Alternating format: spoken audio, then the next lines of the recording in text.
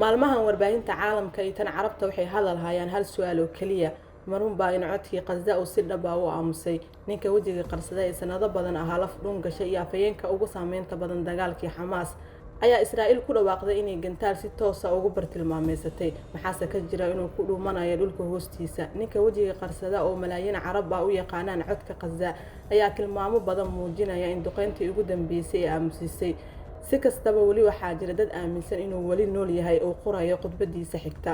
labadaasi hadal u dhaxeeya nolol iyo geeri ayay dadka u kala qaybsan yihiin marun baa in ugu dambeyn la dilay Abu Cubayda kadib tobanaan isku day dil oo ka badbaaday misaan ninka aan wajigiisa la aqoon ayaa wali ku neefsanaya dhagaxa hoostiisa oo u diyaar garoobaya khudbadiisa xigta muuqaalkan waxaan kaga hadli doonaa ninka khudbadiisa dunida ka yaabisay balse aan wajigiisa la aqoon وإني سلام صاحبي المجاعي هو حليمة داوين أنت جودها أقولي وربحينتي أنا ما أنتو حكاعو سنة يا إنا سبسكرايب إيد على جنال كلاك تناد إيسارتو جنال كان واحد كيلي سا حقا سردون دنبيدا قرصوني حقا عالمك إنو بلا وربحينتي أنا ما أنت ما دام دعددو أهد مدوين وعجيبة هدنا تلمامو بدن عيا شيغيان إن هولغالك ديلك أبو عبيدة عن سي صحا ودعين aan ka hadalno marka hore maxaa dhacay iyo calaamadaha arintan sidee xagee iyo yaa la joogay Abu Cubayda sida ay sheegtay idaacadda Yahuuda howlgalka wuxuu bilaabmay kadib markii xog sirdoon oo sax ah taasoo tilmaamaysa in Abu Cubayda uu ku sugnaa guri ku yaala xaafadda Arrimaal agagaarka mid ka mid ah maqaayadaha rootiga lagu iibiyo saacada ayaana diyaaradda Israa'iil daba socdeen gurigaas ayagoo la socday dhaqdhaqaaqyada dadka soo galaya iyo kuwa baxaya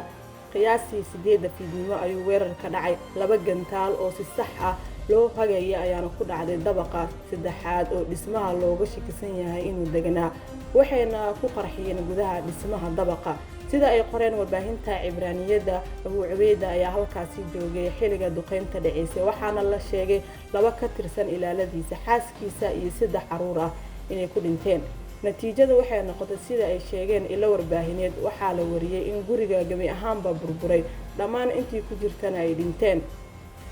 goobjoogayaal ayaa sheegaya in ambalaasta ay qaadeen xubno gogo'ay halka dhaqaatiirta caafimaadka ay sheegayeen in ka badan 10 qof inay dhinteen oo ay ku jiraan dad deegaanka agagaarka dhismaha la duqeeyay bayaan wadajir ah oo ka soo baxay ciidamada Israa'iil iyo hay'adaha sirdoonka ayaana lagu yiri waxaan tirtirnay bartilmaameed muhiim ah oo ka tirsan Xamaas howlgalka waxaa loo fuliyay habsi sax ah si loo yareeyo khasaaraha shacabka laakiin Xamaas ayaa weerarka ku tilmaamtay xasuuq waxayna sheegtay in tobanaan rayid ah ay ku dhinteen ama ay ku dhaawacmeen wargeysyada ayaana qoraya Xamaas maanta waxay lumisay ninka hogaaminayay dagaalka nafsiyadeed ee ka dhanaa Israa'iil warbaahinta carabta ayaana iyagana si degdeg ah u baahisay wararka laga soo xigtay Israa'iil kanaalka Al-Carabiya ayaana soo xigtay ilo Falastiiniyiin ah oo sheegay in Abu Cubayda iyo intii la joogtaba lagu dilay gurigaasi isla markaana qoyskiisa ay aqoonsadeen meydkiisa warbaahinno kale ayaa ka soo xiganay warka sheegaya dadka deegaanka oo sheegay in guriga uu gabi ahaanba dumay kooxda gurmadka ay soo saareen meedad gubtay dhanka kale warbaahinno kale ayaa si taxadar leh uga hadashay waxayna ku ekaadeen inay sheegeen ilo warbaahinada Israa'iil ayaa sheegtay dilka Abu Cubayda waxa arinta ka sii dhigtay mid xiiso leh in saacado ka hor weerarka Abu Cubayda muuqaal u duuban oo soo saaray asagoona ugu digay Israa'iil haddii ay weerarto magaalada Gaza ee halis gelin doonto nolosha maxaabiista Israa'iil wuxuuna si cad u yiri maxaabiista waxay ku sii jiri doonaan jiida dagaalka intii suurtagal ah qof kasta oo maxbuus ah oo ku dhinta duqeyntiina waxaan shaacin doonaa sawirkiisa iyo magaciisa mana idin ogolaan doono inaad qarxisaan meedadka hanjabaadan ayaana falanqayaal badan u arkeen sababta ka dambeysay in Israa'iil ku degdegto howlgalka gaar ahaan iyadoo feelka la xiriira maxaabiista iyo cadaadis weyn ku haya dawladda Israa'iil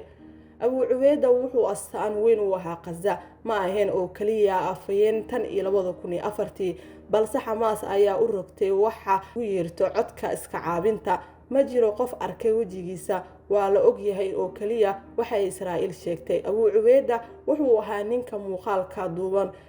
ku soo baxa wajiga qarsada codkiisana ku hadla si adag oo sarbeeb ah asagoo u noqday astaan taageerayaashiisa carabta khudbadiisa ayaa malaayiin jeer lagu baahiyey baraha bulshada waxaana loo arkay geesi hortaagan Israa'iil dhankeeda waxay u aragtay inuu yahay hubka ugu khatarsan ee Xamaas u adeegsatay dagaalkii nafsiyadeed waxayna isku dayday inay disho marar badan tan iyo 2008 balse way ku fashilantay laakiin hadalka ka socda duqeynta xaafadda Arrimaal ayaa aad ugu duwan kuwii hore sababtoo ah Israa'iil waxay u muuqataa mid aad ugu kalsoon arintaasi la soo afjaray ayadoo adeegsatay xog sirdoon iyo hab sax ah dhanka Xamaas waxa ay ku tilmaamtay xasuuq ka dhan ah shacabka iyadoo aan aad u xusin Abu Cubayda iyo cid kale midna intii warbaahinta Cibraaniyada u dagaaldegaysay guusha bog rasmiga ah ee Al-Qassam ee Telegram-ka ayaa sawir ka faafiyay Abu Cubayda ayagoo ku qoray qoraal kaftana ninkan waa kii ugu badan ee lagu dilay laguna shahiiday warbaahinta Cibraaniyada tan iyo bilowgii dabeelaha Al-Aqsa sidaas darteed ha aaminina waxa ay sheegayaan si kastaba ahaad ilaa xilligii la diyaarinayo muuqaalkan war sax ah lagama soo saarin waxaana jira xaqiiqooyin sheegaya tan iyo 7 Oktoobar 2023 Israa'iil inay kordhisay weerarada ka dhan ah hogaamiyaasha waxaa jiray hogaamiyaal hore ee Israa'iil sheegtay inay dishay balse Xamaas ay hore u qarisay dhimashadooda maanta haddii dilka Abu Cubayda run noqdo ma ahan oo kaliya in la waayo afayeenka balse waxaa la waayay astaan nafsiyeed ee iska caabinta ninka wajiga qarsada ee malaayiin Carab u yaqaanaan codka Gaza ayaa tilmaamo badan muujinaya in duqeyntii ugu dambeysay ay aamusisay codkiisa si kastaba wali waxaa jira dad aaminsan inuu wali nool yahay oo qorayo khudbadiisa xigta